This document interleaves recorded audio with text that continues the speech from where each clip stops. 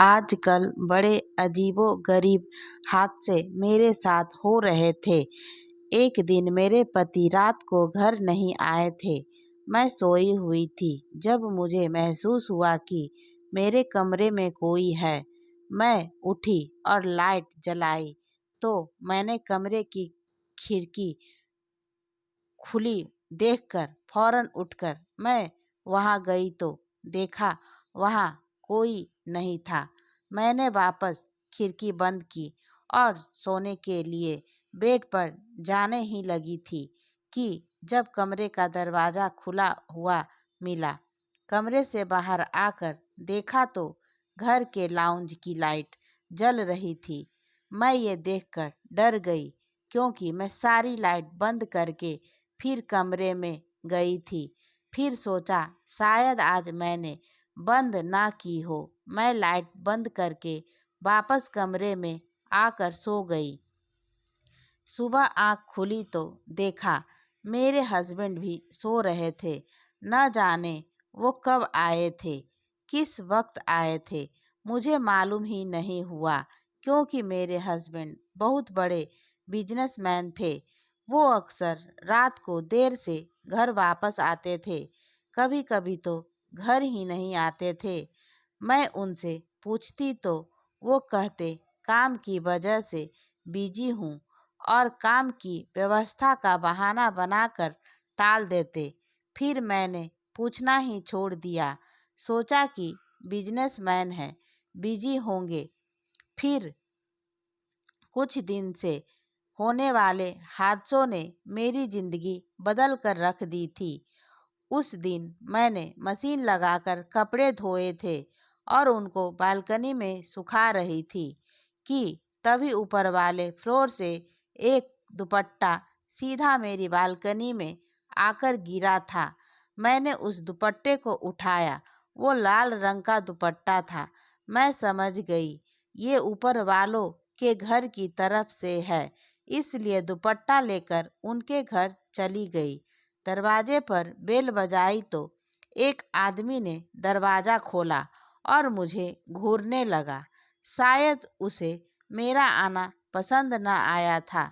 उसने जब आने का मकसद पूछा तो मैंने कहा ये दुपट्टा आपके घर से मेरी बालकनी में गिरा है, ये देने आई हूँ। तो उसने रूखा सा जवाब दिया कि ये हमारा दुपट्टा नहीं है, गलतफहमी हुई है आपको। वो देखने में कुछ अजीब लग रहा था और जवाब देकर वो दरवाज़ा बंद कर रहा था।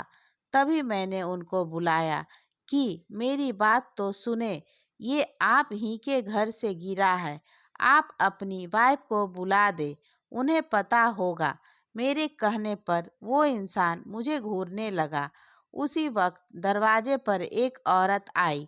उसने बड़े अच्छे से पूछा कि आप कौन हैं? तो मैंने उन्हें बताया कि मैं आपके नीचे वाले फ्लैट में रहती हूँ। ये आपका दुपट्टा मेरे यहाँ गिर गया था। पर हैरत की बात ये थी कि उसके घर में कोई ऐसा दुपट्टा था ही नहीं, जबकि मैं यकीन से कह सकती थी कि दुपट्टा इन्हीं के घर से आया था। और उन्होंने जब साफ मना कर दिया तो मैंने वापस अपने घर आकर उस दुपट्टे को अपनी अलमारी में रख दिया। अगले दिन मेरा पति काम पर गए। मेरे घर में काम वाली आई। वो बहुत अच्छी थी और मेरी भरोसेमंद थी, इसलिए मैंने उससे कहा कि मुझे मार्केट में कुछ काम है तो मैं जा रही हूँ, तुम घर का ध्यान रखना। तो उसने मुझे संतुष्टि दी और यूं मैं बाहर आ गई। इत्तेफाक से लाइट भी चली गई तो मुझे लिफ्ट की बजाय सीढ़ियों से उतरना पड़ा। जब मैं सीढ़ियों से उतरकर नीचे आई तो पार्किंग की तरफ बढ़ गई जहां मेरी गाड़ी खड़ी थी। गाड़ी को देखते ही मुझे याद आया कि मैं तो चाबी लाना ही भूल गई। सोचा वापस कैसे जाऊं, लाइट भी नहीं है तो सीढ़ियों से जाना पड़ेगा। इसका हल ये सोचा कि नौकरानी को फ़ोन कर देती हूँ। उसको फ़ोन किया और कहा, गाड़ी की चाबी मेरे कमरे से उठाकर बालकनी से नीचे फेंको, मैं कैच कर लूँगी। उसके हाँ कहने पर मैं फ़ोन रखकर उसका इंतज़ार करने लगी। जब उसने मुझे ऊपर से आवाज़ दी तो उसकी आवाज़ सुनकर मैंने ऊपर देखा तो उसने गाड़ी की चाबी मेरे सामने की और इशारे से कैच करने को कहा। उसने जैसे ही चाबी फेंकी, मैं ऊपर की ही देख रही थी। तभी मेरे घर के ऊपर वाले फ्लैट की बालकनी से कुछ उड़कर बाहर आया और वो सीधा मेरे पैरों में गिर गया। पर ये क्या? ये तो वही दुपट्टा था जो कल भी था, पर वो तो मैंने अलमारी में रखा था, तो फिर ये कैसे गिर गया? मैं सब कुछ छोड़ छाड़ कर वो दुपट्टा उठाए वापस अपने घर की तरफ चली आई। मुझे यूं आता देखकर काम वाली हैरान हो गई और उसने कहा कि किस काम से आई हैं दीदी। मैंने उससे चाय का कहा और भागकर मैं अपने कमरे में आ गई। जब अलमारी खोली और वहां दुपट्टा ढूंढना चाहा तो मेरे होश उड़ गए। वहां पर दुपट्टा नहीं था। अब तो मैंने आंखों से देखा था कि ये दुपट्टा ऊपर वाले के घर से गिरा है, इसलिए देने चली गई। पर मेरी हैरत की सीमा न रही जब आज भी उन्होंने साफ मना कर दिया कि ये दुपट्टा उनका नहीं है। पर मैंने अपनी आंखों से उनके घर से दुपट्टा गिरते देखा था, इसलिए मैं जिद करने लगी कि यह आप लोगों का ही है। इतने में मेरे हस्बैंड भी वहां आ गए और मुझे उन्हें देखकर हैरत हुई कि वह तो अक्सर रात को भी देर से आते थे, तो आज दिन में कैसे आ गए? मुझे उनके साथ बहस करता देखकर मेरे हस्बैंड ने मामला पूछा तो मेरे बताने से पहले ही उन लोगों ने उन्हें बता दिया। उनकी बात सुनकर मेरे हस्बैंड ने मुझे देखा तो मैंने उन्हें यकीन दिलाना चाहा कि मैंने उनके घर से ही इस दुपट्टे को गिरते हुए देखा है और फिर कल का वाकया भी उनको बता दिया और फिर ये भी बताया कि कैसे मैंने इस दुपट्टे को पहले अपनी अलमारी में रखा था और वो वहां नहीं था बल्कि इनके घर से गिरा था। तो वो लोग मुझे देखने लगे जैसे मैं कोई अजूबा हूँ। मेरे हस्बैंड मुझे समझाकर घर वापस ले आए और उनसे माफी भी मांगी कि मेरी वाइफ को गलतफहमी हो गई है, लेकिन मुझे तो गलतफहमी नहीं हुई थी।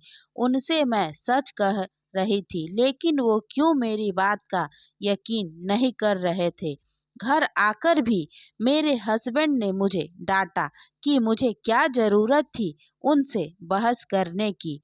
मैं चुप हो गई और उस दुपट्टे को वापस अपनी अलमारी में रख दिया। हम पहले बंगले में रहते थे जो मेरे हस्बैंड का था और मैं शादी करके वहां गई थी।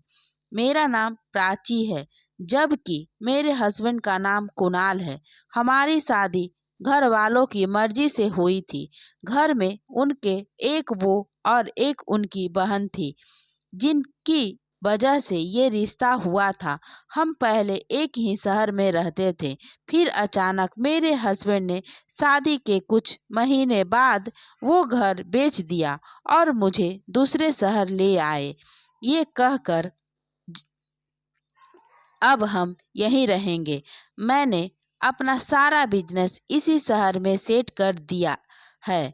यहाँ पर उन्होंने बंगला ही खरीदा था हमारे लिए। मुझे तो कोई एतराज नहीं था, पर वो बंगला कम आबादी वाले इलाके में था। ऊपर से मैं होती थी भी अकेली थी। मेरे हस्बैंड तो सुबह ऑफिस चले जाते, रात को आते। एक दिन मैं अचानक घर में डर गई, तो इतना डर गई कि बाकायदा मैंने अपने आँखों से अपने बंगले में मौजूद एक इंसान को देखा जो बिल्कुल काला था। पता ही नहीं चल रहा था कि उसका चेहरा कहाँ है? उसके हाथ पैर बिल्कुल काले थे। मैं बहुत डर गई थी उसे देखकर। अगले दिन हस्बैंड को बताया तो उसने घर बदल दिया। मैंने कहा कि कोई फ्लैट जैसा घर ले ले जहां आबादी हो। फिर मेरे कहने पर उन्होंने वापस अपने शहर चलने को कहा और मैंने हैरानी से कहा कि हम अभी तो आए हैं और आपने अपना बिजनेस भी यहाँ सेट किया हुआ है, मुश्किल होगी आपको। पर उन्होंने मेरी एक न सुनी और कहा कि उन्हें कोई प्रॉब्लम नहीं और यूं हम वापस अपने शहर आ गई और एक अच्छे अपार्टमेंट में फ्लैट ले लिया जहां हम अभी रह रहे थे। हमें यहाँ रहते हुए 6 महीने हो गए थे। शुरू के 4-5 महीने सुकून से गुजर गए थे, पर यह छठा महीना मुश्किल हो रहा था। मेरे साथ रोज कोई ना कोई ऐसा हादसा हो जाता था कि मैं सोचने पर मजबूर हो जाती कि ऐसा क्यों हो रहा है। अभी दुपट्टे वाले हादसे को कुछ ही दिन गुजरे थे कि जब एक दिन रोज वाले हादसों ने मेरे कदमों से जमीन छीन ली थी। हुआ कुछ यूं था कि हमेशा की तरह इस वक्त भी मैं अकेली थी। घर में बोर हो रही थी, इसलिए मैं टीवी चलाकर बैठ गई। मैं टीवी देखने में बहुत मगन थी कि जब दरवाजे पर बेल हुई तो मैं चौंक गई। फिर उठकर जाकर देखा तो एक लड़की खड़ी थी। उसके चेहरे पर मुस्कुराहट थी। वो कहने लगी कि मैं आपके पड़ोस से हूँ। मेरे हस्बैंड ने मना किया हुआ था कि किसी से संबंध बढ़ाने की जरूरत नहीं है, अपने काम से काम रखो। बस मैंने उनके कहने के बाद कभी किसी पड़ोसी से बात नहीं बढ़ाई थी और उन्हें शिकायत का मौका नहीं दिया था। वैसे भी वो मेरे हस्बैंड थे, अच्छा बुरा समझते थे। अगर उन्होंने मुझे मना किया था तो किसी कारण बस ही किया होगा और मुझ पर तो उनकी बात मानना फर्ज था। इसलिए हमेशा वो जो भी कहते थे मैं मानती थी और उनके हिसाब से रहती थी। उस लड़की के जाने के बाद दरवाज़ा बंद करके मैं वापस आ गई और उसका लाया हुआ मीठा फ्रिज में रख दिया। उसके बर्तन भी मेरे यहाँ रह गए थे। मैंने ये मीठा रात के खाने के बाद खाया था और जाकर सो गई थी। मेरे हस्बैंड हमेशा की तरह आज भी शायद देर से आने वाले थे। उनकी इस रूटीन से मैं बहुत परेशान थी, शिकायत भी करती थी, पर वो कहते बिजी बहुत हूँ, काम छोड़ तो नहीं सकता, काम तो हर हाल में करना है। उनकी बात मेरी समझ से बाहर थी, पर काम का भी वक्त होता है, लेकिन उनको ये बात समझ नहीं आ रही थी। पता नहीं ये ऐसा कौन सा काम था उनको जो हर वक्त खत्म नहीं होता था। हालांकि वर्कर्स तो होते थे, तो क्या वो काम नहीं करते थे? मैं इस बारे में सोचती थी, लेकिन जब कुछ समझ नहीं आता था तो छोड़ देती थी। मैं इसी सोचो विचार में कब सो गई मुझे पता ही नहीं चला और कब मेरे पति आए भी नहीं पता। सुबह मैंने किचन में पड़ोसी के बर्तन देखे तो याद आया कि कल उन्हें देना भूल गई थी, तो सोचा अभी दे आती हूँ। इसलिए जब जाने लगी तो हस्बैंड ने पूछा कहाँ जा रही हो। मैंने बताया कि ये बर्तन कल पड़ोस वालों के रह गए थे, वो मुझे मीठा देकर गई थी, तो वहीं वापस करने जा रही हूँ। उन्होंने हाँ में सर हिलाकर परमिशन दे दी। बर्तन लेकर मैं पड़ोसियों के दरवाजे पर गई तो एक अधेड़ उम्र की औरत ने दरवाजा खोला, तो मैंने शुक्रिया के साथ बर्तन उनकी तरफ बढ़ाए, लेकिन उन्होंने हैरत से मुझे देखा और जो बात उन्होंने कही उस बात ने मुझे हिला दिया। उन्होंने कहा ये बर्तन उनके नहीं हैं और ना ही उन्होंने मेरे पास कोई मीठा भेजा था। मैंने खुद को संभाल कर कहा कि एक लड़की यहाँ आई थी, वो मुझे देकर गई थी। तो उन्होंने कहा कि हमने मीठा कल बनाया ही नहीं था, तो भेजेंगे कहाँ से? मेरा दिमाग घूमने लगा उनकी ये बात पर कि मेरे साथ हो क्या रहा है। मैंने उनसे कहा कि आप उस लड़की को बुलाएं जो आपके साथ रहती है। तो उन्होंने किसी को आवाज दी। फिर थोड़ी देर बाद कल वाली लड़की मेरे सामने आई और उस अधेड़ उम्र औरत ने कहा कि ये मेरी पोती है, इस घर में बस हम ही रहते हैं। मैंने उस लड़की को देखकर मैंने सुख की सांस ली कि अब मैं अपनी बात साबित कर सकती हूँ, पर वो भी आकर मुकर गई। उसने कहा कि वो मुझे जानती ही नहीं और ना ही कल वो मेरे पास आई थी। वो तो आज ही अपने हॉस्टल से छुट्टी लेकर आई है, कल वो यहाँ थी ही नहीं। उसकी बात पर मेरा सर चकरा गया और समझ न आया कि क्या कहूँ। अपने चकराते सर को पकड़कर मैं घर आ गई। मुझे ऐसे देखकर मेरे हस्बैंड मेरे पास आए और हैरत से मुझसे पूछने लगे कि क्या हुआ, तुम ठीक तो हो? मैंने उन्हें तसल्ली दी कि ठीक हूँ, मैं कुछ नहीं हुआ, पर वो स्टेटिफाइड नहीं हो रहे थे। तो मैंने सारी बात उन्हें बताई। तो उन्होंने फिर मेरी बात को वहम कहा, लेकिन ये मेरा वहम नहीं था। हर बात वहम तो नहीं हो सकती थी। न जाने क्या चक्कर था, मुझे समझ नहीं आ रहा था। और तो और मेरा हस्बैंड भी मेरी बात नहीं मान रहा था, इन सब को वहम समझ रहा था। तो मैं किसको ये बात बताऊं? मुझे याद आया मेरी ननद बहुत अच्छी है, मगर मैं उसको ये सारी बात बताती तो शायद वो कोई हल निकालती या मेरे हस्बैंड को भी समझाती। बस यही सोचकर कुणाल के काम पर जाने का इंतजार किया। जब वो चले गए तो फौरन अपना फ़ोन उठाकर ननद को कॉल मिलाई, लेकिन फ़ोन बंद जा रहा था। मैं इस तरह से भी परेशान हो गई थी कि अब उनकी तरफ क्या हो गया था। मेरी जो ननद थी उनके भी बच्चे थे और वो बहुत बिजी औरत थी।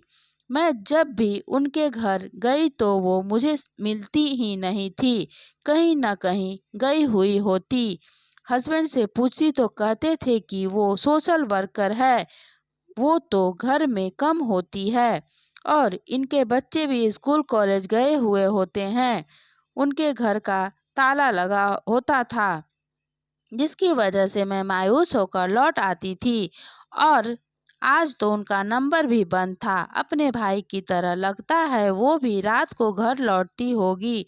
जब से मैं अपने शहर वापस आई थी उनसे मिल ही नहीं सकी थी और ना ही बात हुई थी। मेरे हस्बैंड आज जल्दी घर लौट आए थे तो मैंने उनसे ननद का जिक्र किया तो उन्होंने कोई खास जवाब नहीं दिया, कहा मालूम नहीं। और मैं सोचती रह गई कि भला उन्हें कैसे पता नहीं होगा, वो तो भाई हैं। खैर मैंने इस बात को भी छोड़ दिया कि अगर इनसे ज़्यादा इस बारे में पूछूंगी तो कहीं लड़ न पड़े मुझसे, जबकि दिन ब दिन ऐसा कोई न कोई हादसा हो रहा था। अब तो मेरे साथ रात को भी हादसे होने लगे थे। यही कि कोई मेरे सोने के बाद घर में आता था, ना जाने कौन था। घर चेक किया तो घर में सारा सामान सेफ था, कुछ भी चोरी नहीं हुआ था। फिर रात को कौन आया था वो भी घुसकर मुझे समझ नहीं आ रहा था। तकरीबन मैं पागल होने की हद तक थी इन अजीबोगरीब चीज होने की वजह से, जिनकी समझ मुझे नहीं थी। अब तो मेरे पड़ोसी मुझे देखते ही अपने घर के दरवाजे बंद कर देते, जैसे मैंने उनके घर में चोरी की हो। कल भी मैं मार्केट में सामान लेने गई थी। जब घर आ रही थी तो पड़ोस में दो फ्लैट के दरवाजे खुले हुए थे और दोनों ही अधेड़ उम्र की औरतें खड़ी थी। आपस में बातें करती बड़ी खुश लग रही थी, लेकिन जैसे ही उनकी नज़र मुझ पर पड़ी तो मैंने नमस्ते कर दिया, लेकिन वह दोनों मुझे देखकर अपने फ्लैट के दरवाजे बंद करके गायब हो गई। मैं इस बात पर कई दिन उदास और सोचों में गुम रही कि मुझे देखकर आखिर वो क्यों मेरे नमस्ते का जवाब दिए बिना मुंह फेर कर चली गई। मैंने क्या बिगाड़ा था उनका, कुछ भी समझ नहीं आ रहा था कि मेरे साथ हो क्या रहा था। मेरे हस्बैंड मेरे लिए डॉक्टर को भी घर ला चुके थे, जो मेरा चेकअप करके गए थे। इन सब से तंग आकर मैं एक दिन अपनी माँ के घर चली गई। मेरा इरादा कुछ दिन रुकने का था। अपने हस्बैंड से परमिशन ली तो उन्होंने खुशी खुशी परमिशन दे दी थी, इसलिए यहाँ आकर बेफिक्र हो गई। मेरे घर में मेरे माँ बाप और दो भाई जो कि शादीशुदा थे और एक छोटी बहन रहती थी। अपनी छोटी बहन से मुझे बहुत प्यार था। मैंने छोटी बहन को अपने हाथों से पाल कर बड़ा किया था, उसे खिलाया पिलाया था, तो इसलिए वो मुझे बहुत ज़्यादा प्यारी थी। यहाँ मैं जितने दिन रही थी सुकून सा था। एक दिन मैं अपनी एक पड़ोस वाली आंटी के साथ बात कर रही थी कि जब जो हमारे साथ वाले घर में रहती थी मेरे पास आई।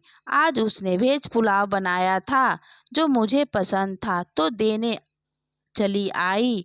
पुलाव का नाम सुनकर मैं खुश हो गई और खुशी खुशी से प्लेट ली और अपने घर चली आई।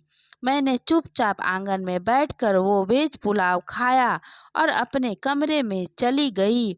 जब रात के खाने पर माँ ने मुझसे पूछा कि ये बर्तन किसके हैं, तो मुझे याद आया कि ये शिखा ने दिए थे।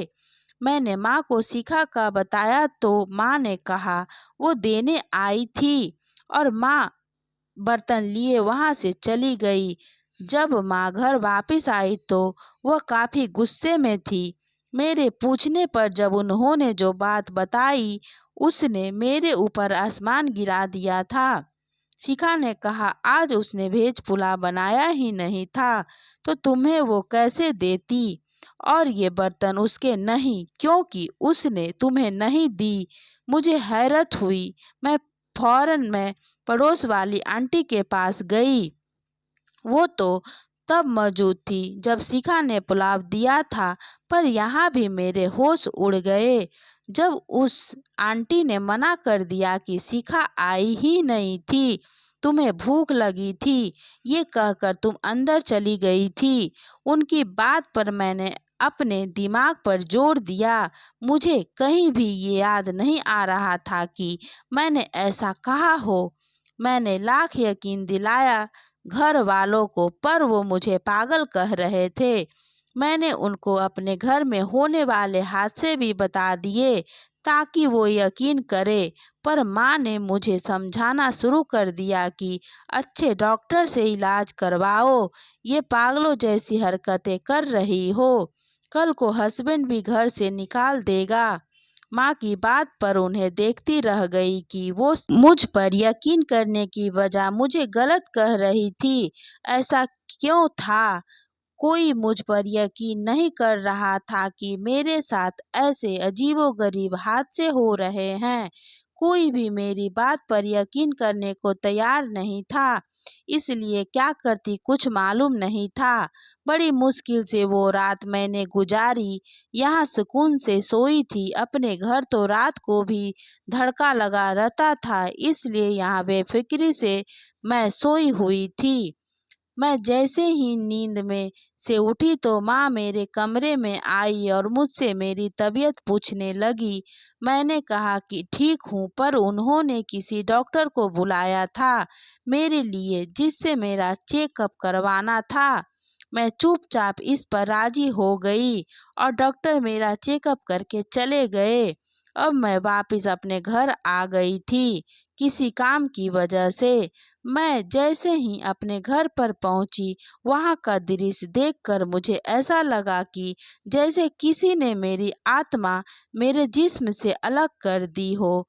मेरा बदन कांपने लगा। सोफे पर मुस्कुराता हुआ मेरा हस्बैंड बैठा था, जिसने शायद मुझे अभी देखा ही नहीं था, और मैं अपने घर का माहौल देखकर डर से कांप गई थी।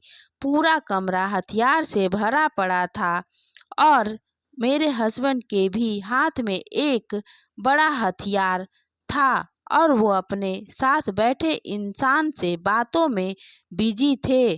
चेहरे पर मुस्कुराहट थी। जब मैंने उन्हें आवाज दी तो मुझे यहाँ देखकर वो हैरान रह गए और मुझसे इतनी जल्दी घर वापस आ जाने की वजह पूछ रहे थे।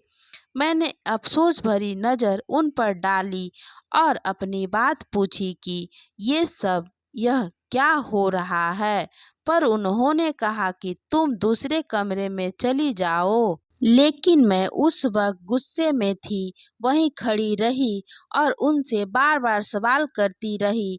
आखिरकार उन्होंने जवाब दिया कि यहाँ उनकी एक इम्पोर्टेंट डील हो रही थी उस इंसान के साथ जिससे वो बातें कर रहे थे। मैं ना समझी से उन्हें देखने लगी कि वो उनसे क्या डील कर रहे थे। उन्होंने कहा कि वो हथियारों की डील उससे कर रहे थे। मेरे हस्बैंड एक गैंग मेंबर थे और गैर कानूनी कामों से जुड़े हुए थे। ये जो वो दिन रात काम करते थे जिस वजह से अक्सर घर से देर आते थे, ये बात मुझे अब मालूम हुई थी। हम तो बड़ा शरीफ समझते थे इनकी फैमिली को, पर ये क्या, मैं समझी उन्होंने मुझे धोखा दिया है। मैंने कहा, फिर जो मेरे साथ आजकल अजीबोगरीब हादसे हो रहे हैं उनमें भी आपका ही हाथ होगा। तो वो मुस्कुराए और हाँ में सर हिला दिया तो मानो मेरे ऊपर छत गिरी हो। मैंने उनसे पूछा कि क्यों, आखिर मेरे साथ ऐसा करने का क्या मकसद था, उनसे इससे क्या हासिल होता। वो कहने लगे कि तुम्हारे साथ दुपट्टे वाला वाकया हुआ वो मैंने करवाया था। उस घर से दुपट्टा गिरता जरूर था, पर सिर्फ तुम्हें दिखाने के लिए, ताकि तुम उनसे लड़ो कि ये उन्हीं का दुपट्टा है, पर वो उनका नहीं था। ये तो मेरे प्लान का हिस्सा था। अगले दिन काम वाली ने ही वो दुपट्टा निकाल कर तुम्हारे सामने दिखाया था कि आज पड़ोस वालों के घर से गिरा था और तुमने काम और आसान कर दिया जो तुम पड़ोस वालों से जिद करने लगी इस बात पर, जबकि वह बिल्कुल अनजान थे। वह वही समझे जो मैंने चाहा था, यानी कि तुम पागल हो। अगले दिन मैंने नाटक करके उनसे तुम्हारी तरफ से माफ़ी भी मांगी और उनके शक पर मुहर भी लगा दी कि तुम पागल हो। कभी कभी किसी भी वक्त ऐसी हरकतें करने लग जाती हो। इससे पहले भी तुम्हारी इस हरकत की वजह से बहुत घर बदले हैं। फिर मीठे वाला वाकया, उस लड़की को कुछ पैसे देकर उसके घर वालों से छुपकर तुम्हारे पास मीठा मैंने भिजवाया और अगले दिन तुम उनके घर भी पहुंच गई, खाली बर्तन ले गई। उसकी दादी को इस बारे में पता नहीं था, यूं वो तुम्हें गलत समझने लगी। ऊपर से उस लड़की ने मेरे कहने पर तुम्हें पहचानने से ही मना कर दिया। इस तरह तुम उनकी नज़र में भी पागल बन गई कि जब चाहे जो चाहे तुम अपने पागलपन में बोल सकती हो, इल्ज़ाम लगा सकती हो। फिर घर में तुम्हें डराना करना भी था, ताकि अगले दिन जब डॉक्टर चेकअप करे तो उसको तुम डरी हुई मिलो, तो वो और आसानी से मेरी बात पर यकीन करके मुझे रिपोर्ट बना कर दे और उसमें लिखा हुआ होगा कि तुम पागल हो। ऐसी पागल जो भी किसी भी वक्त जो मुंह में आए बोल सकती हो, क्योंकि तुम्हें पागलपन के दौरे पड़ते हैं। यूं कुछ पैसे देकर तुम्हें तुम्हारे घर वालों के सामने भी पागल साबित कर दिया और मैंने यह सब इसलिए किया ताकि कल को तुम मेरा सच जान लो और पुलिस को बताओगी तो मेरे पास ये सबूत होगा कि मेरी वाइफ पागल है, उसको पागलपन के दौरे पड़ते हैं, किसी भी वक्त कुछ भी बोल देती है और फिर पुलिस तुम्हारी बात पर यकीन नहीं करती। मुझे इससे बहुत फायदा होने वाला था, क्योंकि मुझे मालूम था कि तुम मुझ पर शक करने लगी हो और जल्द ही मेरा राज भी खोल दोगी अब सारे अपार्टमेंट में लोग तुम्हें पागल समझते हैं। मैं उनकी बात खाली खाली नज़रों से सुनने लगी कि जब उन्होंने पहली बार घर छोड़ा था तो तब पुलिस को उनके ठिकाने का पता हो गया था, इसलिए मुझे लेकर वो दूसरे शहर आ गए थे। पर वहाँ भी मालूम हो गया था पुलिस को, तो इसलिए मुझे डराने का ड्रामा उन्होंने किया। और तो और उनकी कोई बहन भी नहीं थी। पैसे देकर एक औरत को अपनी बहन बनाकर रिश्ते के लिए हमारे घर ले आए थे, क्योंकि उन्होंने मुझे पता नहीं कहाँ देखा तो दिल दे बैठे और मुझसे शादी के लिए इच्छुक थे। तभी मैं कहूँ कि शादी के बाद मैं ननद से क्यों नहीं मिल सकी। वो तो अपना काम करके पैसे लेकर अपने घर चली गई थी और मैं अंधेरे में थी कि वो सोशल वर्कर है, इसलिए बिजी रहती है। पर मुझे समझ नहीं आ रहा था कि क्या करूं, इसलिए अपने घर आ गई और सब सच घर वालों को बताया और पति से तलाक लेनी चाही कि मैं किसी गुंडे के साथ नहीं रह सकती, मगर वो मुझे तलाक नहीं दे रहा था और लगातार मुझे धमकियां मिल रही थी कि मैं अपनी माँ के घर थी। वो चाहते थे कि मैं वापस उनके पास आ जाऊं, वरना वो मुझे मार देंगे। लेकिन मैंने अदालत के जरिए उन पर तलाक का केस किया, लेकिन मेरे पति ने साबित कर दिया कि मैं पागल हूँ। हमारे अपार्टमेंट के पड़ोसी इस बात के गवाह थे और सारे सबूत भी यही कह रहे थे। यूँ वो कैसे जीत गए, लेकिन तलाक से पहले ही खबर मिली कि पुलिस ने उनको पकड़ लिया है और पुलिस से भागने के चक्कर में वो पुलिस की गोली का निशाना बन गए। इस तरह भगवान ने मेरी रक्षा की और मैं एक गुंडे के साथ बाकी ज़िंदगी गुजारने से बच गई थी। तो दोस्तों, अपनी बेटियों की शादी करने से पहले हमेशा अच्छे से छानबीन ज़रूर कर लेनी, वरना लापरवाही का नतीजा यही होता है जैसा मेरा हुआ। तो दोस्तों, इस कहानी को लेकर आपकी क्या राय है कमेंट बॉक्स में ज़रूर बताएं। अगर अगर कहानी अच्छी लगी हो तो प्लीज़ लाइक से करें, चैनल पर नए हैं तो सब्सक्राइब करें। धन्यवाद दोस्तों।